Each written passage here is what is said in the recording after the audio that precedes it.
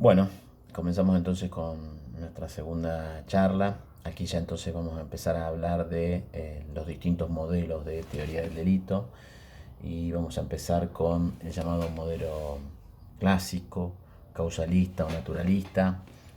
Es el modelo que tiene su origen allá por 1850 y que tiene su culminación o su máxima expresión a partir de 1906 con, eh, con el complemento que le hace Belling a la teoría de von List. Belling crea en 1906 la llamada teoría del tipo. En consecuencia, esta teoría también es llamada, en función a sus autores, modelo List-Belling, haciendo referencia a los dos autores.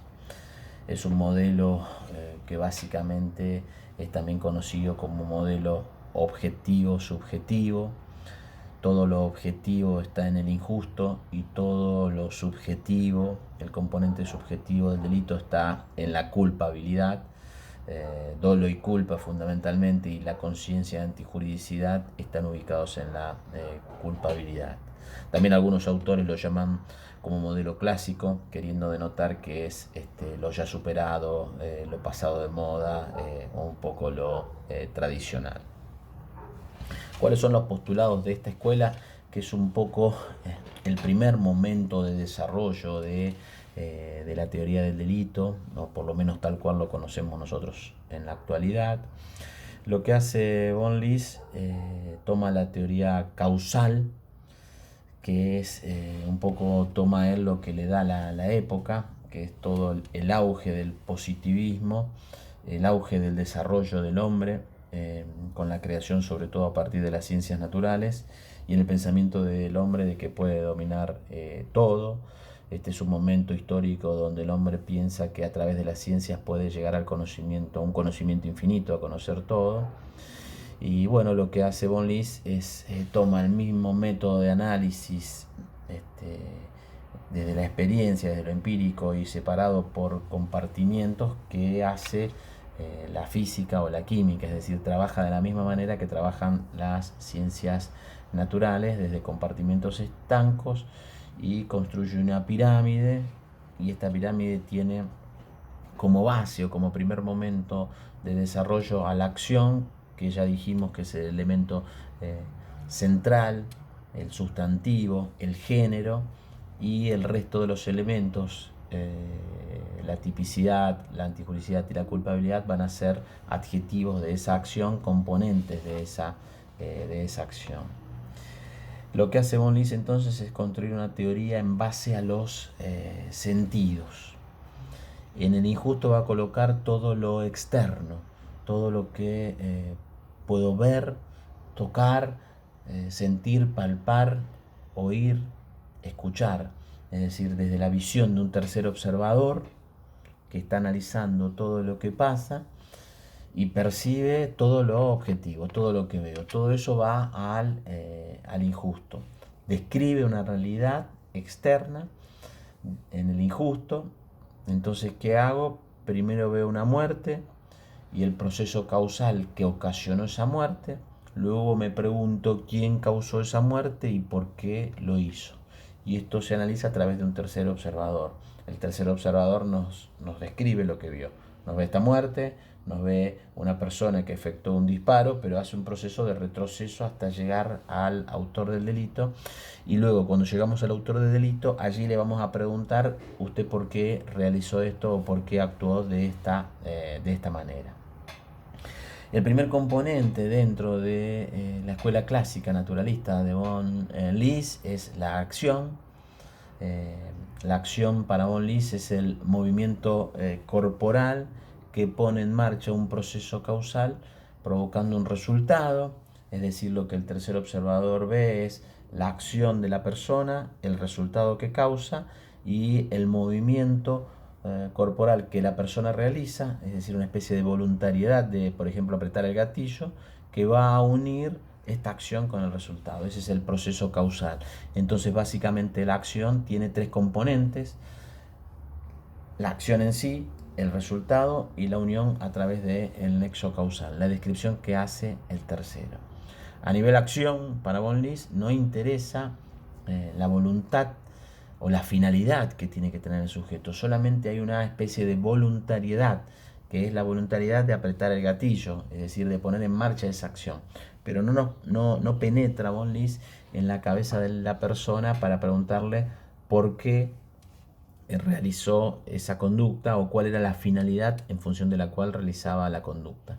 La descripción de la acción básica es básica, es elemental si se quiere. Este es un modelo de teoría del delito bastante sencillo, bastante simple, en función del cual, ¿qué describe el tercer observador? Describe que una persona toma un arma de fuego, aprieta el gatillo, ese gatillo pone en marcha el mecanismo de funcionamiento del arma de fuego, es decir, un proceso causal, eso genera que salga una bala, esa bala desarrolla todo un direccionamiento e impacta con otra persona que termina siendo lesionada o termina muriendo. Esta es la descripción que hace el tercer observador a nivel acción, solamente lo externo, lo objetivo.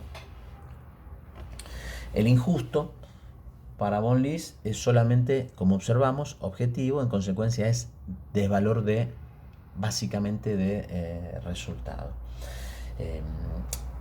La antijuridicidad es el juicio de desvalor de la acción que se hace en forma objetiva. Desvaloro la acción confrontando el hecho con el ordenamiento normativo, con todo el derecho. En consecuencia, para von List las causas de justificación no tienen o no requieren ningún aspecto subjetivo, solamente son subjetivas. El injusto es objetivo y se nutre del desvalor de resultado. El segundo elemento, el segundo adjetivo de la acción para von List es la culpabilidad, que está integrada básicamente por dolo y culpa. La culpabilidad es una culpabilidad que es denominada como culpabilidad psicológica, o si se quiere, imputación subjetiva. Es decir, en el momento de la culpabilidad lo que hago es preguntarme por qué la persona actuó de esa manera, si actuó con intención o actuó con imprudencia. Entonces, dolo y culpa en este modelo son formas de ser culpables. Si se quiere, el dolo tenía tres elementos: el conocimiento, la voluntad y la conciencia de antijuridicidad, es decir, el haber actuado en forma contraria a la norma, el haber actuado mal. De allí es que se diga que tenemos un dolo valorativo, un dolo malo, porque si la persona actuó con dolo, se tiene implícito de que actuó en forma contraria a la norma. La descripción o la definición que hace von List de delito es como acto culpable, contrario a derecho y sancionado con pena. Un poco lo que él nos dice es acción antijurídica culpable y punible. Si nos ponemos a pensar y analizar este concepto, este es un concepto que nos define la acción, acto, la culpabilidad, culpable, contrario a derecho, la antijuridicidad y sancionado con pena. Parecería que en este concepto está colocando algo que sobra, que es la punibilidad, que para nosotros es no integra el delito, sino que es una consecuencia del delito. Esto es algo que sobra y algo que falta, que es la tipicidad. Sin embargo, no es que von List no haya observado específicamente el análisis de la tipicidad, sino que cuando él colocaba la punibilidad, o colocaba esto de punible, o colocaba esto de sancionado con pena, su referencia específica estaba dada al entendimiento de la tipicidad. Lo que pasa es que todavía no había encontrado la definición específica de la tipicidad. Y este concepto específico de tipicidad es un concepto que describe específicamente, o que crea, si se quiere, en 1906 Ernest von Belling con su libro Teoría del Tipo, donde específicamente coloca el elemento tipicidad para distinguir el ilícito penal del ilícito administrativo, que repito, List lo había observado porque cuando colocaba punible también lo hacía para distinguir el ilícito civil del ilícito penal, pero es von Belling el que le da una precisión específica al concepto, y es a partir de 1906, con este concepto de Belling del tipo penal, que empieza a purificarse nuestro concepto como acción típica, antijurídica y culpable. Como decíamos, la culpabilidad está integrada por el aspecto subjetivo del delito, dolo y culpa, y conciencia de antijuridicidad. En consecuencia, al estar todos los elementos de la teoría del delito dentro de la culpabilidad, lo que esto genera es la llamada teoría unitaria del error. El error se encuentra entonces en la culpabilidad. El error se basa específicamente en una errónea apreciación subjetiva sobre los elementos objetivos. En consecuencia, vamos a analizar todos los errores en este momento, y los errores van a ser sobre la base de todos los elementos del injusto, no solamente el tipo penal, sino también puntualmente las llamadas causas de justificación. El error se divide aquí entonces, como es unitario, en error de hecho, error factis, error sobre la apreciación fáctica del hecho, sobre la descripción que encuentro, creo que es un oso y es una persona, y el error juris, el error de derecho, que como mencionábamos en la charla anterior, inicialmente no excusaba, mientras que el error de hecho, si era invencible, eliminaba la culpabilidad; si era vencible, eliminaba la culpabilidad dolosa y dejaba el remanente de la culpabilidad imprudente, siempre que existiera un tipo culposo equivalente al doloso. Por ejemplo, en el homicidio existe un tipo equivalente, en las lesiones existe un tipo equivalente, entonces la persona podría ser sancionada a nivel lesión culposa u homicidio culposo, si se quiere. Si no existía un tipo equivalente, por ejemplo en el robo, en la estafa, en el daño, la conducta también quedaba, en este caso, impune. En el caso del error de derecho, el error juris en principio no excusaba, pero como genera graves consecuencias esta posición, se empieza a pensar en atenuar esta situación crítica, y se divide entre error de derecho penal y error de derecho extrapenal. El error de derecho extrapenal tiene las mismas consecuencias que el error de hecho, y el error de derecho penal no excusa. El error juris non set es un poco la forma en que esto se va analizando. Si lo vamos analizando en nuestro Código Penal, vamos viendo que el artículo 34, inciso primero, cuando habla de que no son punibles los que al momento del hecho, sea por estado de inconsciencia, alteración o insuficiencia de sus facultades, error o ignorancia de hecho, parecería, y esto lo digo así, error o ignorancia de hecho, que solamente el error de hecho, de acuerdo a nuestro código, sería el que excusa. Cosa que no es efectivamente así, pero lo vamos a ver cuando veamos específicamente el error de prohibición. El modelo clásico, naturalista, como lo venimos viendo hasta este momento, fracasa. ¿Por qué fracasa? Porque no logra resolver casos de la vida real. En primer lugar, lo que se advierte como un gran fracaso es la culpabilidad psicológica. Esta culpabilidad como imputación subjetiva, culpabilidad que era entendida como una vinculación entre el hecho, lo objetivo, y la persona. Por eso hablamos de imputación subjetiva o culpabilidad psicológica, la relación del hecho objetivo con la persona, esta vinculación. ¿Y por qué fracasa? Porque no logra resolver casos de la vida real. El caso de el carruaje y el caso de las comadres. El caso del carruaje es un caso, los dos se dan en la Alemania. De allí también que tenemos que remarcar que los alemanes trabajan en base a casos, es decir, que no se tratan de abstracciones, sino que se trata de evolución sobre la base de casos.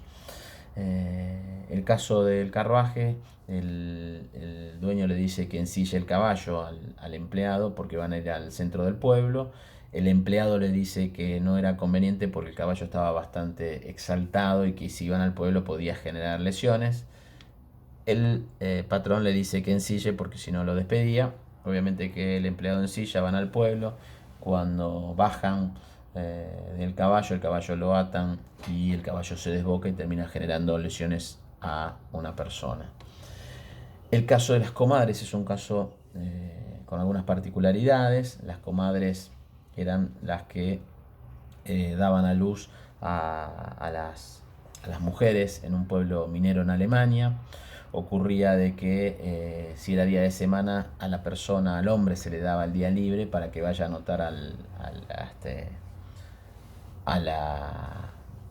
niño, pero si era fin de semana no se le daba el día libre. En consecuencia, cuando nacían los fines de semana, las comadres eran presionadas para anotar los chicos con nacimiento un día de semana.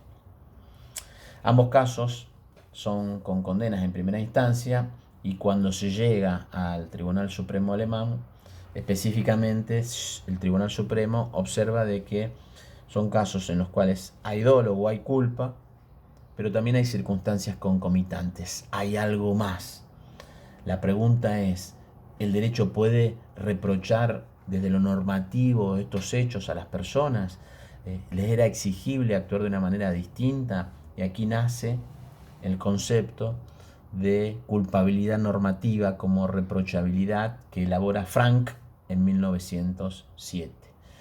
Frank lo que diseña es la culpabilidad normativa, entendida como reprochabilidad y dada por la exigibilidad. Y aquí nace entonces un componente distinto. ¿Cuándo te puedo reprochar? Esta culpabilidad mixta nos da entonces lugar a la llamada culpabilidad psicológica y culpabilidad normativa. Vamos observando entonces que la culpabilidad aparece en este primer momento ya como un concepto bastante más complejo, porque no solamente aspectos subjetivos del delito, sino también tiene a este momento la reprochabilidad como parte de sus autores. La segunda crítica que se hace a la culpabilidad psicológica es que en muchos delitos imprudentes no existe esa relación psicológica y entonces no podrían ser castigados. Sobre todo son los casos de culpa inconsciente